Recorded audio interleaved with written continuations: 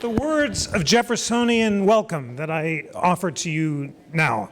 I'm Jeff Rosen, the president of this great institution, which is the only institution in America, chartered by Congress to disseminate information about the U.S. Constitution on a nonpartisan basis. Beautiful.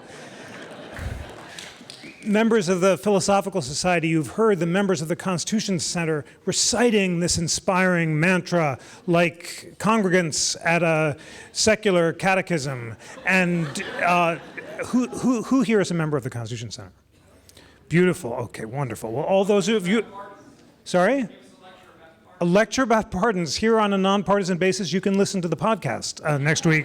The We the People podcast will talk about the arguments for and against whether a president can issue a self-pardon, and it turns out that there are indeed arguments on both sides, but check out We the People.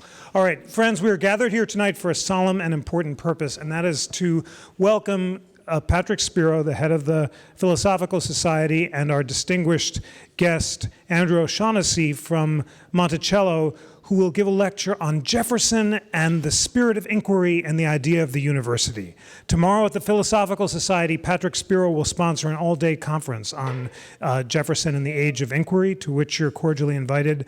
And I'm so excited to be able to host Andrew O'Shaughnessy, who's writing a book on this crucial question of Jefferson and the idea of the university. You've known from some of our previous conversations that the founders, and Jefferson was the preeminent representative of them, believe that we have certain faculties ranging from passion at the bottom to reason at the top. And we all have a duty to cultivate our faculties of reason so we are capable of personal and political self-government. And Andrew O'Shaughnessy will tell us about Jefferson's distinctive and democratic notion of the university as a place available to citizens of merit, but in a democratic spirit, regardless of economics and background and wealth. And it's going to be a riveting and crucial lecture, and I'm so excited to introduce it. The final plugs are for our last town halls of the season. On Monday, we're having a great conversation about the history and future of civil rights with a group of Guggenheim Fellows. And the following week, we have Larry Tribe on impeachment, and then Ben Rhodes for more on the self-pardons, and then Ben Rhodes, the President Obama's national security advisor, will be here the week after that. So join for all of those programs. Join the Constitution Center if you're not already a member, and please join me in welcoming the head of the American Philosophical Society, Patrick Spero. Thank you, Jeff. Thank you. Well, it's going to be hard to follow that animated introduction, and I don't have a solemn prayer that we all can say. But for those of you that don't know me, my name is Patrick Spero. I'm the librarian of the American Philosophical Society.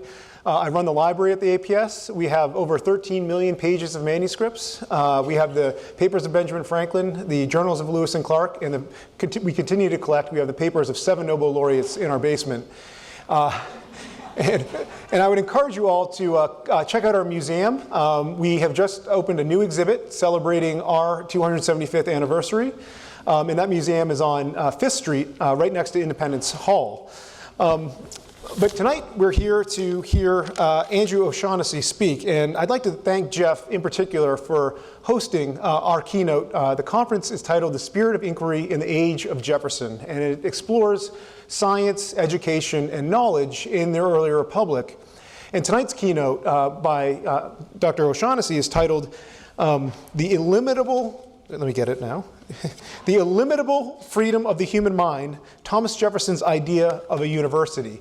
And in it, Andrew is going to talk about Jefferson's ideas about education and how important it is to have an educated citizenry in order to protect a democratic republic. And I can't think of a better institution in the country to hold that conversation than here at the National Constitution Center, where their mission is dedicated to advancing knowledge about the Constitution so that we today can have an educated citizenry that will protect our democratic republic. So thank you, Jeff, and thank you all at the National Constitution Center for what you do. And I also want to thank the conference's other co-sponsors. The Katz Center for Advanced Judaica Studies is sponsoring a special panel tomorrow at the American Philosophical Society on science and religion. And I'd also, of course, like to thank Monticello, who sponsored their own conference at Monticello 2 weeks ago, exploring education in the early republic. And I'd especially like to thank Andrew O'Shaughnessy for the work he did organizing that conference and the efforts that he's put into this conference here. And in fact, the origins of this conference tonight began with an email exchange that Andrew and I had over a year ago. And what we said was 2018 is a really remarkable year for both of our institutions. In April of 1743, Thomas Jefferson was born. A month later, Benjamin Franklin proposed the creation of the American Philosophical Society, and he proposed it to promote useful knowledge. And so for 275 years, the APS has been advancing that mission. And Thomas Jefferson had a particularly important role in the APS's history. He served as the president of the American Philosophical Society for 17 years. He served as president of the APS, while vice president and president of the United States of America. And we thought this was a great moment to come together as institutions to explore Jefferson, but also the idea of education, knowledge, and science in the early republic. And I think it's particularly fitting that we have Andrew joining us today, because this is also the bicentennial of the founding of the University of Virginia. So there's 3 events all coming together. And of course, one of Jefferson's key contributions was the creation of UVA itself, which he founded to, as he said, promote useful knowledge.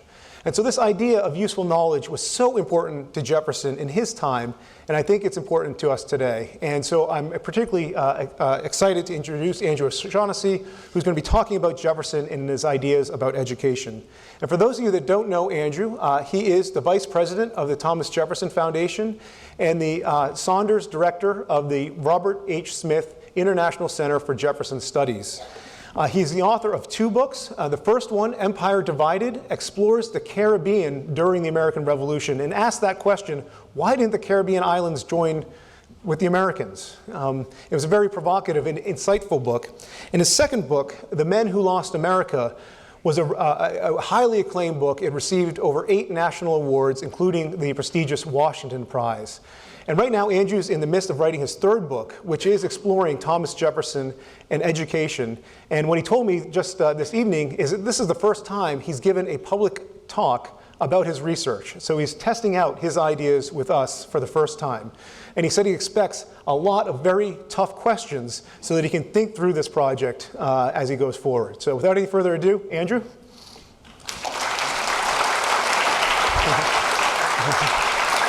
Thank you. That was very nice. Yeah. Well, I want to thank Jeff Rosen for that very spirited introduction, suitably spirited, because this is the Spirit of Inquiry in the Age of Jefferson conference, and to thank Patrick. I'm feeling a little old because I was here in 2001 to 2002 as a fellow of the McNeill Center. It was a wonderful year. I was working on the British side of the American Revolution, and I would joke that I understood why the British became so enamored of Philadelphia and wanted to occupy it. But I have to say that Patrick and his now wife Laura were here on interview to become graduate students, and that's why I'm feeling somewhat old. But both have done splendidly. I hear wonderful reports both of your work with the American Philosophical Society in arranging programs, and her work with the McNeill Center, which I'm particularly fond of and which is affiliated with the American Philosophical Society. I'd also like to thank Bob Hauser. I realized at the end of our dinner, at the end of our conference in Monticello, that we hadn't done any toasts, and we'd also run out of wine, which you can't do at a Jefferson event. So I ordered some dessert wine, and we poured it out. But at that time, the former speakers had had quite a bit of wine, and we did a Spirit to the American Philosophical Society that turned into a chant of APS. But it was certainly, it couldn't have been warmer for the feelings of Jefferson scholars towards the institution of which he was president. Now, Jefferson, on his tombstone, said he wished to be remembered for 3 things. The first was author of the Declaration of Independence. The second was Similarly, the Virginia Statute for Religious Freedom, which is really still regarded as the basis for the interpretation of the First Amendment, ideas on religious freedom. And the third was father of the University of Virginia. And I was invited to do a book about his founding of the University of Virginia by the University of Virginia Press for their bicentenary, which they're officially going to celebrate next year in 2019. But I'd already been thinking about this project, and my reason for studying it was really not the bicentenary. The bicentenary is the pretext. I now regard it as problematic because I don't want necessarily to publish the book in 2019. I'm enjoying the research too much. It is, as both Jeff and Patrick mentioned, it is a work in progress, so I'm going to rehearse some of the major arguments behind the book. But what attracted me to working on this was Jefferson's interest in education and his belief in a public education. He really wanted to have a university which was free. That was his first idea. And as we'll see, the university was only part of a much broader educational vision. And what I find remarkable about that is that today we consider Jefferson really as a libertarian, as anti-government. And he can be claimed by libertarians, except in respect to education, he was actually envisaging a massive increase in government. You have to realize there really wasn't such a thing as a state school education system. Massachusetts came very close. The Puritans had wanted schools in every town, but it was hit and miss. Scotland was probably the best anywhere, and part of the success of Scottish students was that they had a education system which was almost top-heavy for their country. They had more universities than Britain, and Scottish graduates went out throughout the world. And there were German experiments in public education, which I'm going to talk about because the German ones, places like the University of Göttingen and Halle University, were some of the most advanced. But as we'll see, they had a very different idea of what a public system should be from Jefferson. I mean, it was remarkable. If Virginia had adopted some of his ideas, it would have been really the first state anywhere to have a truly public education. Certainly his general ideas on education are to some extent acknowledged, and John Dewey, one of the most important thinkers of education in the 20th century, looked to Jefferson and quoted Jefferson. But his ideas for a university are certainly not today regarded on a parallel with his ideas about religion and his ideas about independence. Indeed, like the Declaration of Independence, it has to be conceded that his loftier aspirations for a university were not fully realized in the institution that he created. He wanted a free university. It ended up being the most expensive university in America during the antebellum period. It was more expensive than Harvard, even though it was being continuously receiving public support. In lieu of making it free, he wanted to have academic scholarships, but it would be another 25 years before the university moved gingerly towards having academic scholarships. In order to create his university, he essentially had to reallocate money that had been initially intended for a primary school system to create what you might argue was a very elitist university and to deprive the rest of the state of their schools. And Jefferson actually said that he felt the primary schools were more important than the university, and he never gave up, as we'll see, on his interest in primary education. Jefferson spoke about the illimitable freedom of the human mind, And yet he was extremely ideological and doctrinaire about the way that law and politics should be taught. He felt very strongly that his Federalist opponents represented a heretical view of the American Revolution, which was monarchical and aristocratic. And he was very worried that Southerners were going north for their education, especially to Princeton. About a third of their students were Southerners, and to other northern institutions, and that they were being infected by these Federalist ideas. Therefore, he wanted to make sure they were truly grounded in Republican ideas. He wanted to train, most of all, national and state leaders, what he called a natural aristocracy. But the university ended up teaching the leadership of the Confederacy. The cabinet of the Confederacy, the Senate of the Confederacy, the House of Representatives had a disproportionate number of UVA graduates. Jefferson talked about slavery as this abominable entanglement, and yet, of course, the university would be built by slaves, and slavery, which he hoped would gradually dissipate as the country moved westward, remained part of the university right through to the Civil War. Therefore, perhaps it shouldn't be surprising to find that the most current writer on the history of higher education in America before World War II, Roger Geiger, is actually very dismissive of Jefferson's experiment. He says this was nothing more than a finishing school for Southern aristocrats and an academic beacon for the South. Now, an academic beacon in any other context should sound good, but I think he's actually being disparaging.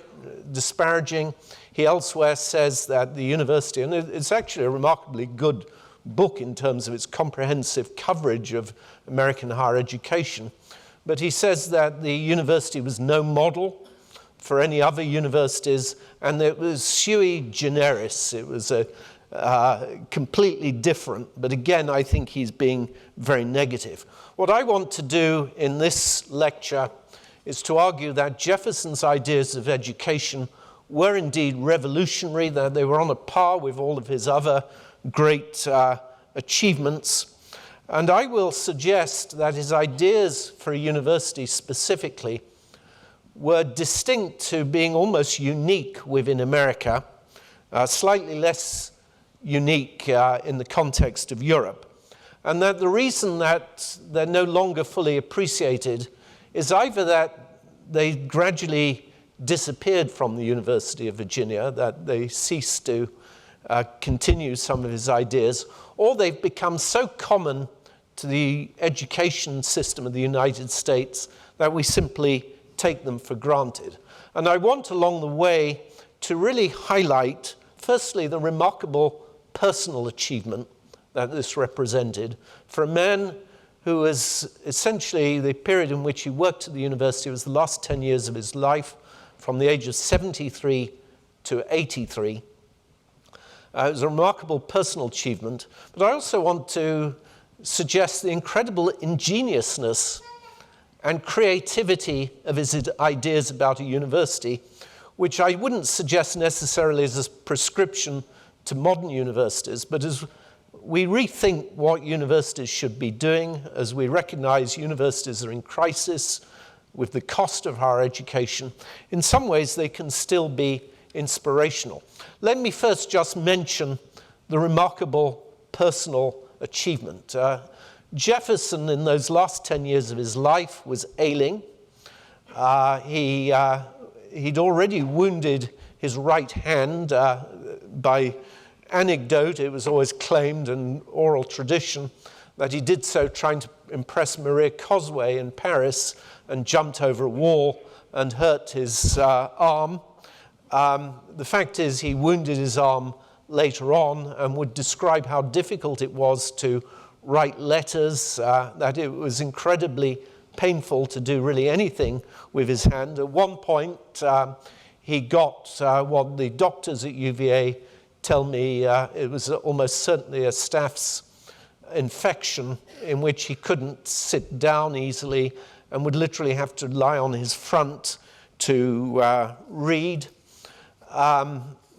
This was a time when he was surrounded by family and grandchildren, and yet he played a role as founder that I cannot think of another example. I mean, you can certainly look at places like Rice University and founders who played a major role in the founding of the university, but it's worth remembering that Jefferson actually surveyed the land as the son of a surveyor on which the university would be placed. We actually have a description by his former overseer, Edmund Bacon, who was interviewed later in life, describing Jefferson getting out his measuring instruments and doing this. As a lawyer and a former lawyer, he drafted nearly all of the legislation for the University of Virginia. And in many ways, he was a brilliant draftsman.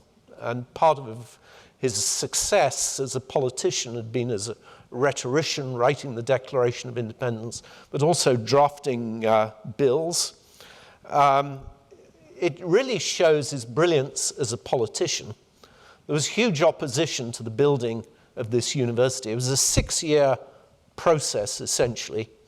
And the major reasons for opposition was firstly location. There were another 3 universities already in Virginia: Hampden, Sydney, the University of Washington, which is now Washington and Lee in Lexington, and the University of William and Mary, where he had graduated. They were not pleased to see another university. The University of Washington was very well endowed. It already had impressive buildings. It could claim to be in some ways more central. Remember, Virginia in this period also included West Virginia, which became a separate state during the Civil War. There was the issue of the cost, which was immense, and that's something I'm going to come back to later, because it's very difficult to think of a politician today spending so much on the architecture of a building and really building something from scratch at such immense cost. And then his views on religion. And again, I'll come back to this, but Jefferson had been described as an atheist in the election of 1800, and as we'll see, he had a very different idea of the role of religion in the curriculum and in the university.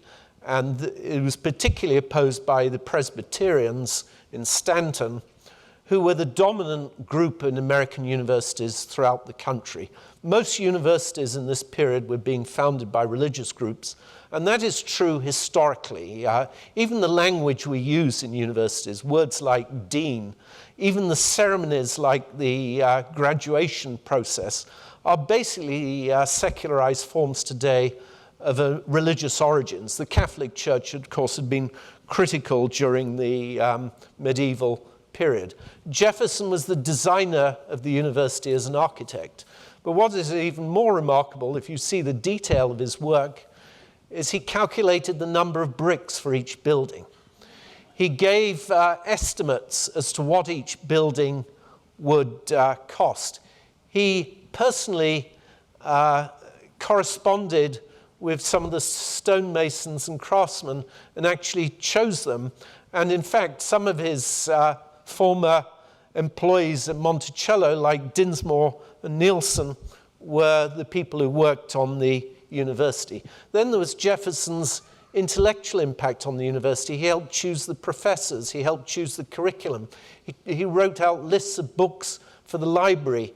He would go down and visit the university almost every other day when he was still in good health. And in fact, his very last visit was to the library, which he felt was most important. And I love this anecdote. He was helping the librarian unbox the books. And this is the level of detail. And the books that were arriving were Edward Gibbon's Decline and Fall of the Roman Empire. And I can't help but say the first volume of that book, that series, came out in 1776. And a lot of people in Britain were saying, this is us, this is our demise.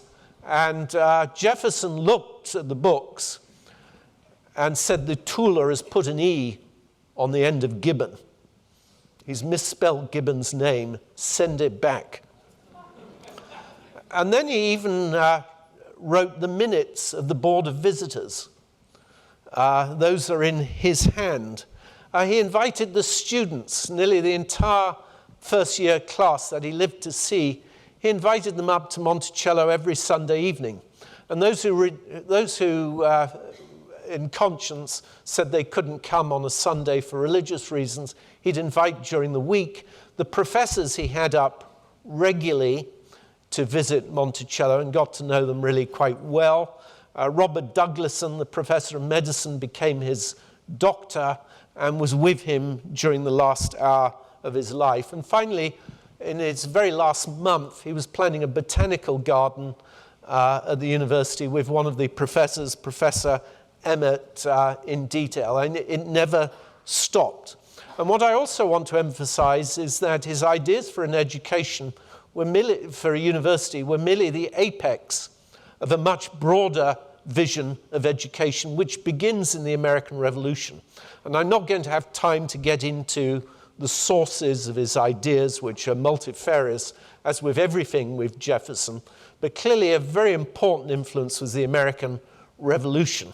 And it's significant that he put forward his first proposal for public education during the American Revolution. He was thinking about it in 1776. He wrote it up as a bill in 1779. It was called the Bill and would become the Act for the General Diffusion of Knowledge.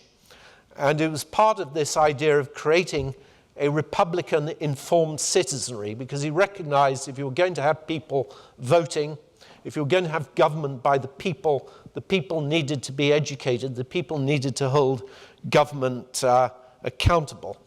The system is remarkable because he proposed, and remember, 1779 is the first year in which the British tried to invade Virginia.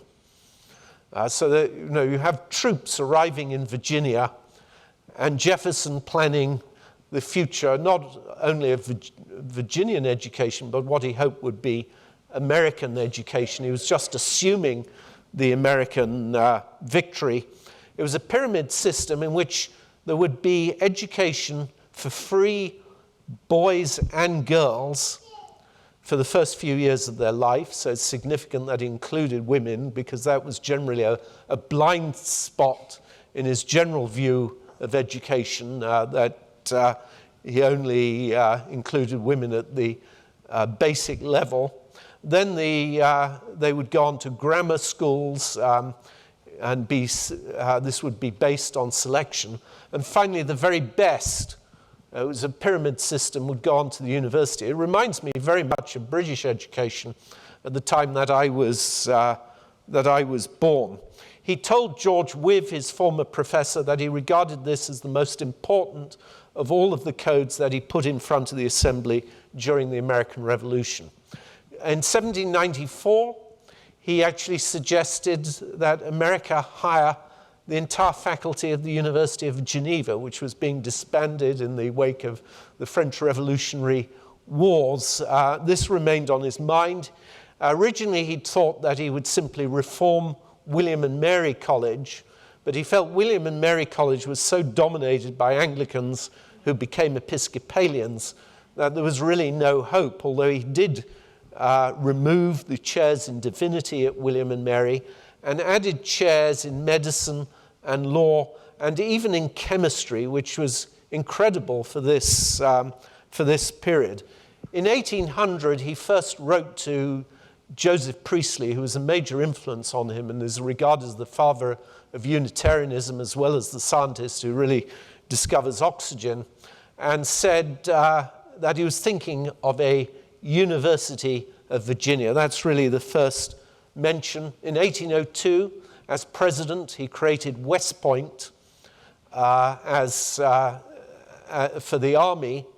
And people are always surprised that Jefferson, who's sometimes regarded as almost pacifist, would be the father of West Point. And we realized that later he wanted West Point to be part of a national university. In fact, in 1806, he tried to get a constitutional amendment for creating a national university, which had been an idea of George Washington that Jefferson had supported. And Jefferson essentially was willing to see the federal government create a university. Jefferson also mentions at one point that the federal government might even finance scientific research. But Jefferson gradually gives up on both the idea of national university, on the idea of reforming William and Mary.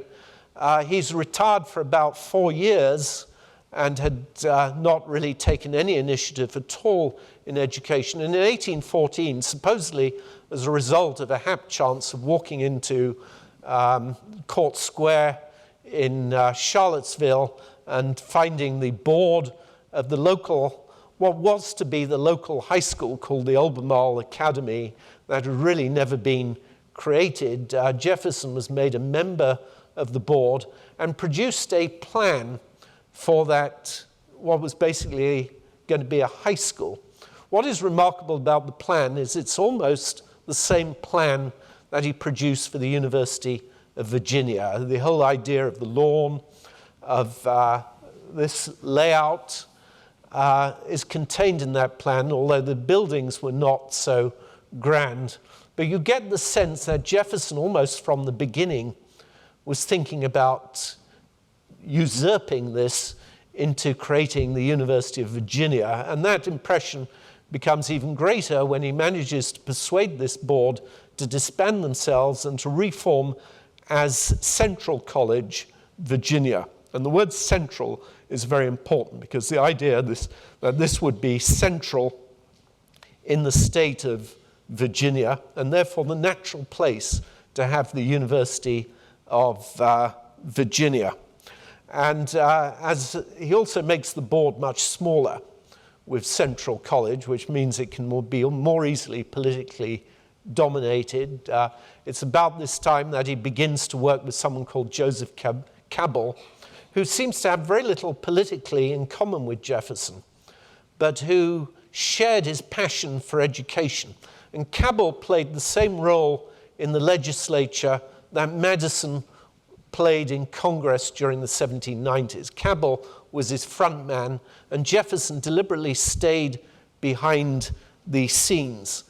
And by 1816 and 1817, they were persuading the legislature to think of creating a university. The legislature appoints commissioners to be what becomes known as the Rockfish Gap Commission, that basically puts forward proposals for a university. Now, thanks to the Jefferson Papers retirement series, we have a lot of insights. Most historians have just published and used the final commission report. We've got Jeff Looney in the audience, who's the editor of the retirement series, which we do at Monticello. And they looked at a lot of earlier drafts in Jefferson's hand. Now, this is Jefferson at his best as a politician, because at the Rockfish Gap Commission, Rockfish Gap, incidentally, is in the mountains between the east and the west. And the commissioners met and supposedly produced a report which Jefferson had already written. And we've always known that Jefferson had already written the report, which they just rubber stamped. What we hadn't known, though, was that he'd had a lot of earlier drafts which are very difficult to read. There's a lot of cut and paste, and you have to look under. He literally puts paper above paper with different lines underneath each of them. Jefferson gradually improved his argument as to why the university should exist, why it should be in Charlottesville. But in the final version of the report, he removed a lot of the arguments for why it should be in Charlottesville. He'd even made the claim that the water's better in Charlottesville than places like Stanton or Richmond, which would have been the natural place for it. So I want to basically just give you some of the highlights of Jefferson's ideas that appear in the Rockfish Gap and that eventually materialize. And then I finally want to end with what is really distinctive and revolutionary about this university in the early years and about his vision. It is a marvelous vision of a university. The most remarkable aspect that has been written about most is the actual architecture. One of the things that stands out to me most, and Jefferson, remember, designed it, and he called on the two architects of Washington, D.C., two of the leading ones, William Thornton and Benjamin Latrobe, to give him advice, and Latrobe may indeed have been responsible for the principal building, the rotunda, and he communicated with them and got advice, but a lot of it was his own design. And what is incredible is the sheer expense, and I've been unable so far to get any architectural historian to compare it to other buildings in the period, but the only comparison I can think of is the building of Washington, D.C. itself. I've looked at universities like the University of North Carolina, and they were built incrementally. Jefferson insisted the entire university be built immediately. And one of the arguments, and any academics in the audience will love this, one of his arguments is if you want to attract the best minds and the best brains, you better have it all in place. No one's going to come from Europe to a log cabin. It better look magnificent. In the end, he was importing marble from Italy because he found that he'd already brought Italian sculptors over to carve the capitals, which would go at the top of the columns, but he discovered the local marble wasn't good enough. He built it of stone and brick rather than wood, and it was on an incredible scale, and it was also to be of educational value. He wanted the buildings to teach students about classical architecture. You'd have the Corinthian styles, the Ionic styles, the Doric styles, so they learnt the difference, and they learnt the best taste. And this was the theme throughout, that the University of Virginia would have the very best. It would have the very best faculty.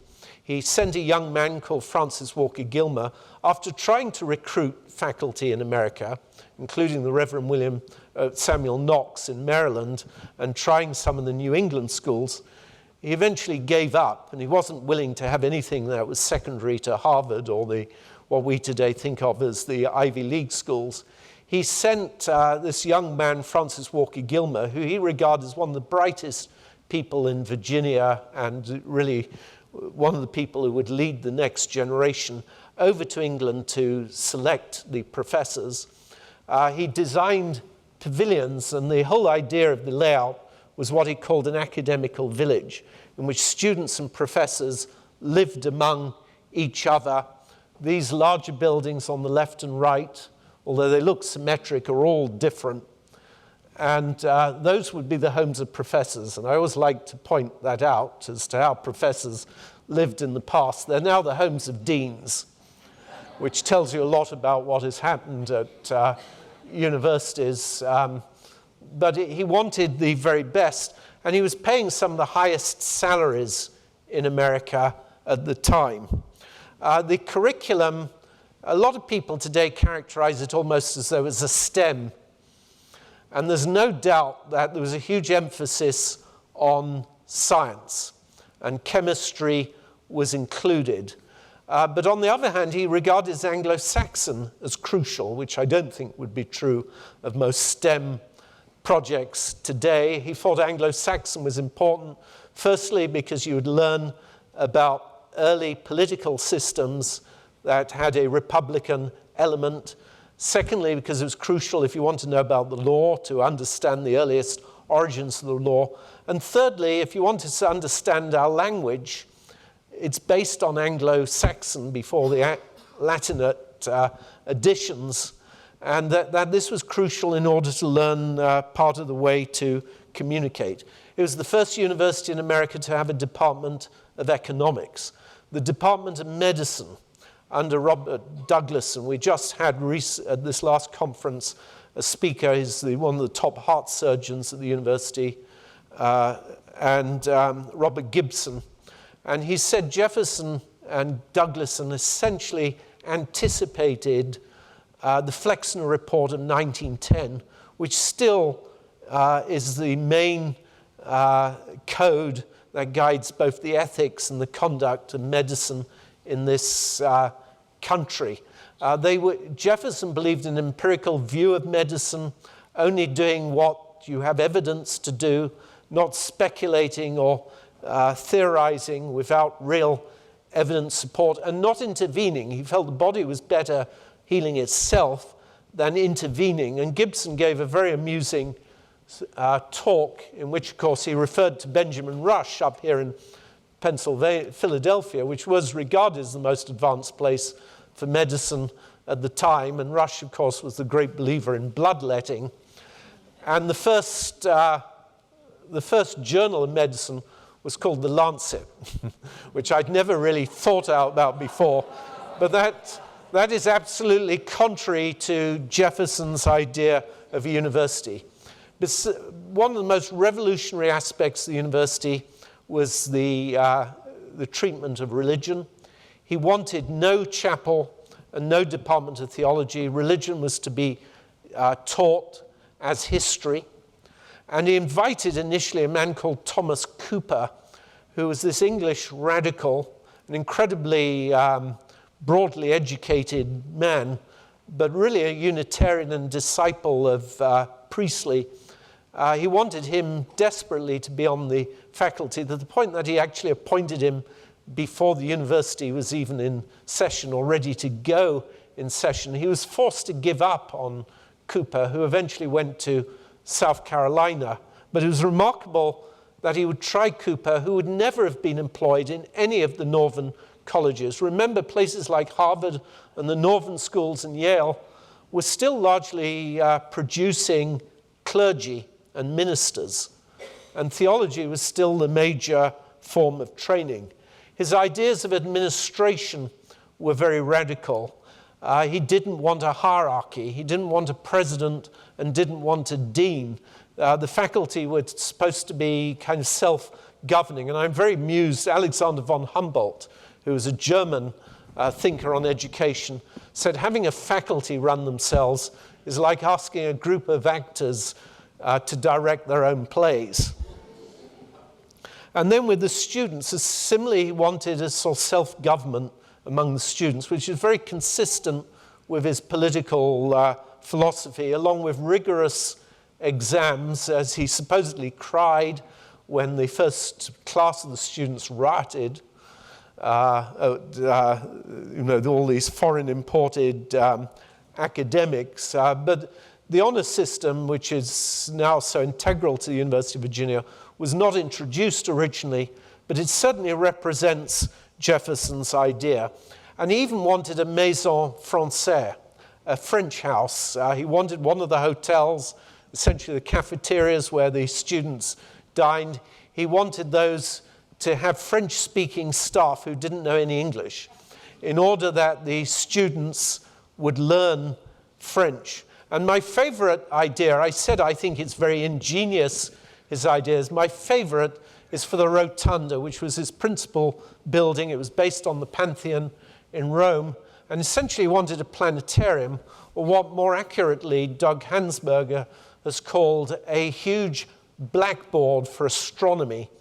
But in this dome would be a mechanical chair with a saddle on it with stirrups, and the professor, who would literally ride almost like Star Wars through the planets, giving lectures. And it was based on something, interestingly, that an event, that a dome that Jefferson had first seen shown in lights while he was with Maria Cosway.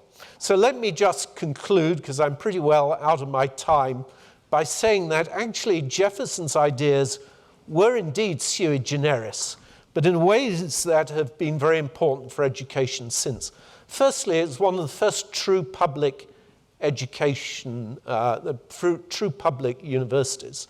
Now, William and Mary regards itself as a public university, but John Whitehead some years ago did a book on public universities, pointing out that they were actually, the position of universities was very ambiguous in the 17th and 18th centuries. Even though they'd all had large amounts of public money, they were also private, and they didn't receive regular money from the public. Dartmouth in the early 1830s had a famous case where it claimed it was a private university, but even they were largely arguing for autonomy rather than claiming that they were public. And other universities like Harvard were still asking for public money, and Columbia right up until the Civil War. They didn't necessarily see themselves as either public or private. One of the features of the University of Virginia, it was the first of 2 universities that received money annually from the public. And I want to make a distinction. The only other real public universities were France and in Germany, universities like Göttingen and Halle. But there's a big difference. Those universities was conceived as serving the interest of the state. They were to produce bureaucrats for the state. Whereas Jefferson, in fact, wanted to produce leaders who would push back against the state, and when they were leaders and politicians, would really represent their citizenry and not overextend. They would be virtuous leaders who didn't abuse their powers. Another key feature, which was in many ways a first in America, was Jefferson's idea of an elective curriculum. My father, who taught at Columbia University, called it the American smorgasbord approach to education, where you pick and choose what courses you wanted to follow. Virginia was a first. Jefferson emphasized vocational education. He even wanted to have skilled craftsmen on the campus, or what's called the grounds in Virginia. He wanted to have skilled craftsmen so students could wander into their shops and learn some skilled trades. Obviously, he wanted to have very vocational subjects like law and medicine taught. The university, I've already mentioned, really represents the realization of Jefferson's separation of religion. The reason, though, that it's not fully recognized is later the university would distance itself. Even during the Rockfish Gap Commission, Jefferson was basically forced to agree to have a room where people could have religious services, even they wanted the actual different churches on the outskirts, but none of them accepted that invitation until YMCA in 1845. Nevertheless, gradually, later on, the university did have a chapel, it did have a department of theology. Jefferson's method of governance was unusual in being flat and having no president. But today, the University of Virginia has a president. His idea of pedagogy and his emphasis not on rote learning, but on lectures and interaction with the faculty, today is obviously highly widespread. Jefferson, incidentally, originally wanted only about very short breaks. The university would teach virtually throughout the year. Jefferson obviously put great emphasis on the arts, just in terms of the architecture, and people really becoming familiarized. The most controversial argument is that Jefferson had a meritocratic view of education, which does distinguish himself from the Federalists. This obviously has to be qualified. He was challenged about the education of women, and he rather pathetically said, "I've not really given that much thought," which is not good because Mary Wollstonecraft had been writing. There were people talking about the education of women and colleges educating women. Enslaved people and free blacks were not included.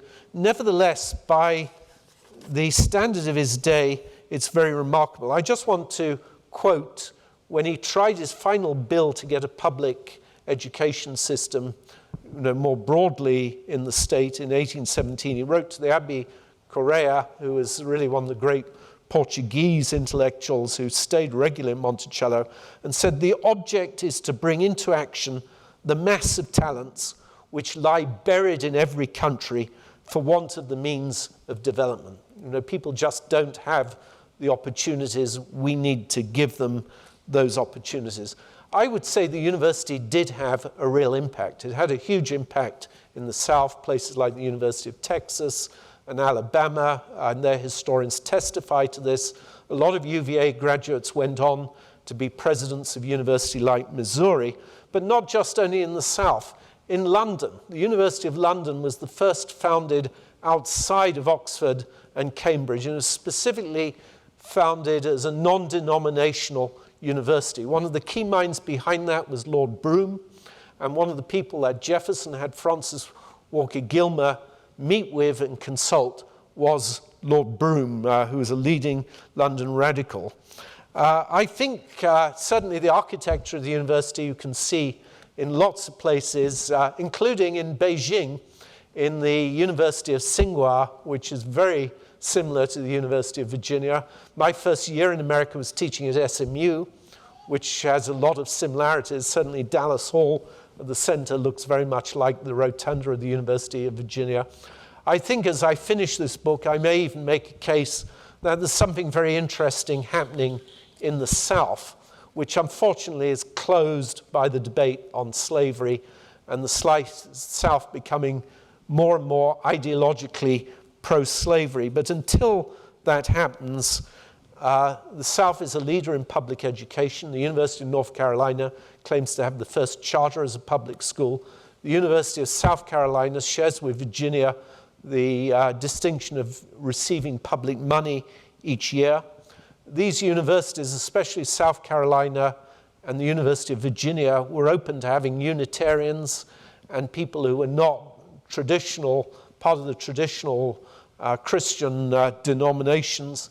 They emphasized science and vocational training, and they all were very keen on this idea of student self-government and the honor system. I'm going to close by just quoting Jefferson writing to Caspar Wistar, who is the president of the American Philosophical Society, who are ultimately my hosts and who have the conference tomorrow. Jefferson consulted with a lot of people, which is why it's very difficult to pinpoint exactly who influenced the University of Virginia. Alexander von Humboldt, it was an international, Abbé Correa, who I've mentioned, Dupont de Nemours, the French who wanted to create an earlier public university in Richmond. And he consulted with Wistar, who'd been his vice president when he was president of the American Philosophical Society, and with whom he'd consulted during the Lewis and Clark expedition. And he said that he planned to establish an academy on a moderate scale, not true, but capable of enlargement to include useful science. And that was a favorite phrase of his: useful information, useful education. As an aid in planning this institution, he wished to know the organization of others which had attained celebrity. And considering the University of Philadelphia, first among these, he asked how the professorships were arranged and what subjects were included under each. Thank you very much.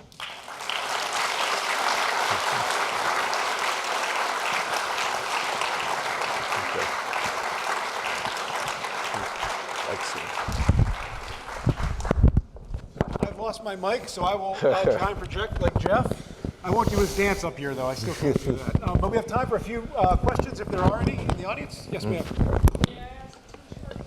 Yes. First of all, what would you say elaboration of the relationship of form versus function?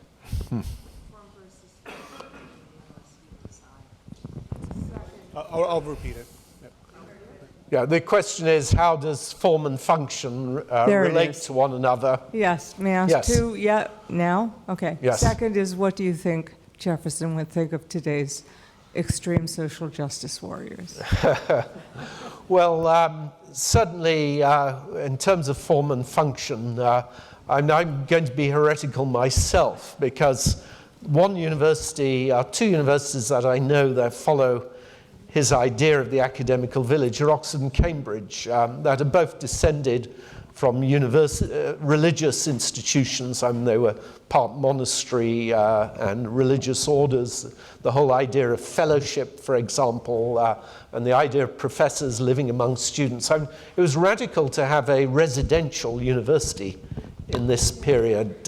So this is another remarkable feature.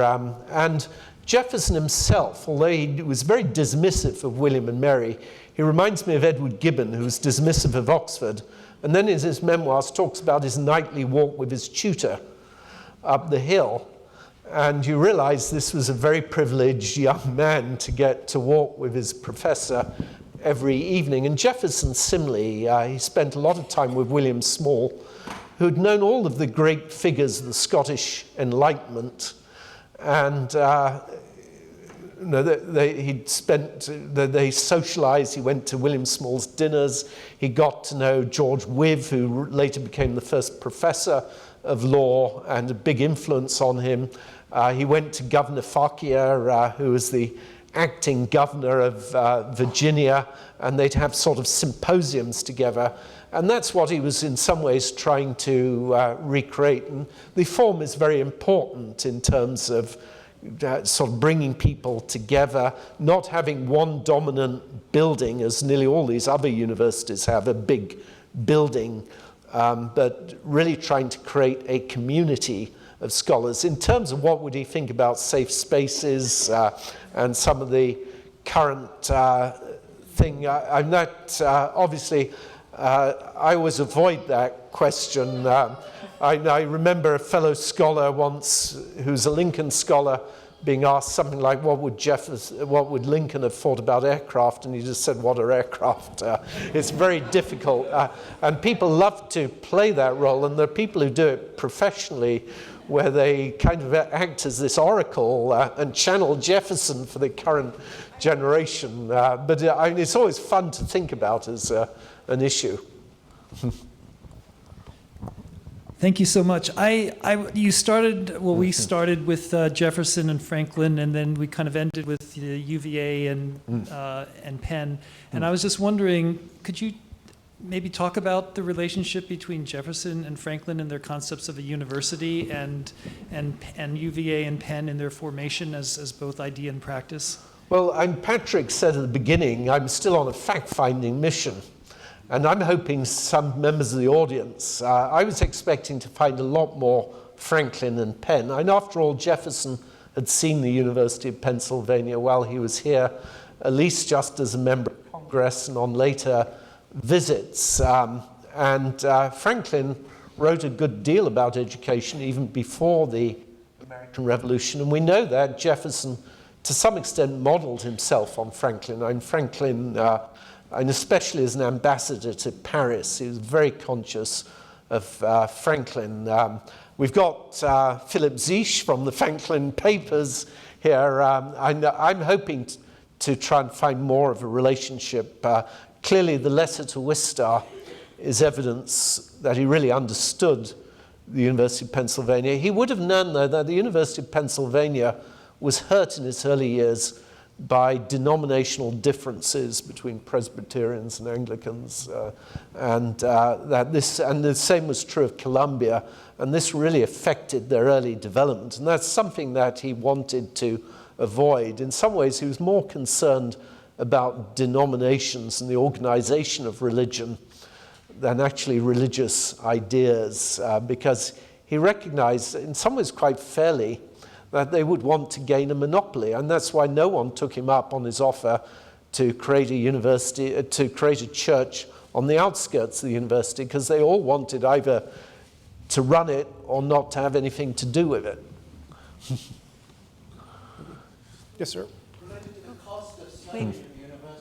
Yes. Oh, yeah, thank you. When I visited the Edgar Allan Poe house in Richmond, Virginia, one of the things you find out is that Edgar Allan Poe was a student at the University of Virginia in Charlottesville for 1 year. Yes. His family was not able to pay for him to continue. Yes. He left left the University of Virginia after 1 year. One thing one notices when visiting the campus at the University of Virginia is that some of these pavilions had slave quarters behind them, and students could arrive at the University of Virginia with their slaves to look after them. Yes, although the slaves were not meant to accompany them. And there was a rule about that, but obviously the rules got bent.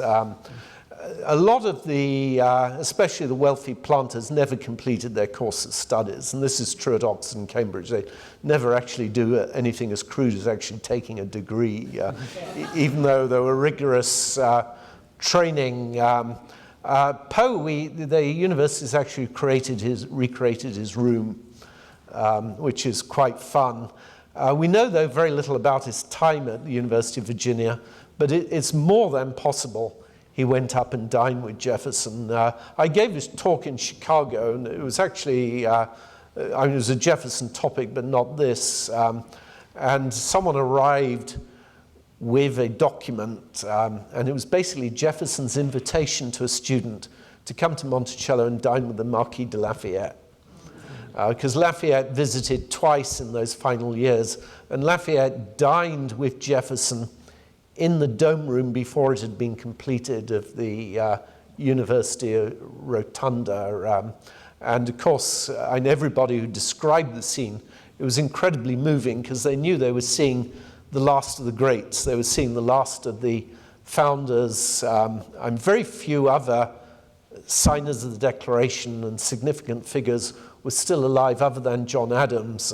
One of the other great features of this period when he's building the university was he was corresponding with John Adams, and a member of the Library of Congress described it at our symposium the other week as like a continual symposium, a ceaseless symposium, which I loved. There are few correspondences between great statesmen of such a level where they're not only just talking about politics, but all the great developments of their time in the sciences, in theology and in other fields.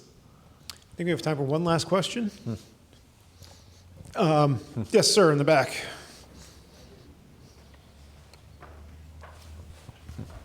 Thank you. I found your comment that you said later the South sort of closed around slavery very interesting. Does that mean that while Jefferson was still alive, I mean, I'll let you give us the dates, well, how were the feelings about slavery? Did the university have an official position on slavery, and how was there debate about slavery before this closing around slavery? Can you talk a little bit about, how the university felt about slavery before what you describe as the closing around it? Well, Jefferson spoke out against slavery more than any other founder. Washington freed his slaves on his death, but Washington never spoken out publicly against slavery. Jefferson did. I mean, it was in his notes on the state of Virginia, and he said, if there's a God, America is eventually going to suffer for this sin. He's much more quiet later on in life, and it's worth recognizing that the world had changed. It reminds me a bit of 1968. There were things you could say in 1968 which you wouldn't necessarily say now. It was a different sort of freedom, and people were thinking in more utopian and revolutionary terms. Similarly, it was less easy for Jefferson to speak openly about religion. If he'd really come out against slavery in his later years, he could not have built the university. I mean, he couldn't have done anything that he did. Not even these, we're celebrating Hamilton downstairs and the Federalists, but the fact is they never spoke out openly. They never campaigned against slavery because they realized it would be impossible to get elected in this country by taking an overtly anti-slavery approach. In terms of the South, there does seem, and a number of historians have picked up on this, a brief window of time after the American Revolution when there was such a thing as Southern abolitionists. There was actually one figure in the South, a member of the Carter family, who freed all of his slaves, and he'd been one of the leading patriots before the American Revolution, on a par and been going to the Raleigh Tavern, and really a key member of the Virginia establishment. He was ostracized. and had to go and live in Maryland. And of course, he was unable to have any impact on the society at all. But it's really with cotton becoming king and the success of cotton that ultimately helps to close any real debate. There was a sort of 15, 20-year period after the American Revolution when there was debate about this in the South. But with the 1830s and especially the 1840s, essentially you were forced to choose one side or another. It became so polarized. Great. Well, before we thank Andrew, I want to again invite everybody to continue this conversation tomorrow at the American Philosophical Society. The conference and the conversations will continue at 9 o'clock in Franklin Hall. And with that, I want to thank Andrew for a wonderful start to this. Thank you very much.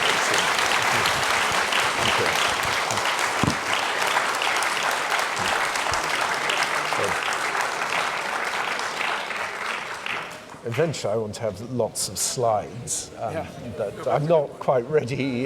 Not got all my. Thank you very much. Clear. Who financed? Where did the financing come The money from? from the legislature and from private subscriptions. Jefferson gave $1,000 despite his basically impending bankruptcy. You know what? Yeah, that's what I Turn your thought. mic off, so when you answer questions, it's not. Thank you. Yeah, sorry, I'm just going to steal his mic. So we're not live. Do you think you'll